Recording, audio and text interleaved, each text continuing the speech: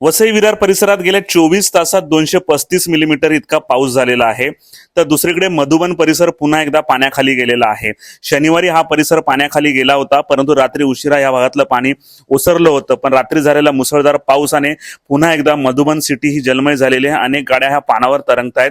या ठिकाणी मदत कार्य पोहोचणं देखील अशक्य आहे, कारण छाती इतकं पाणी या परिसरामध्ये साचलेलं आहे।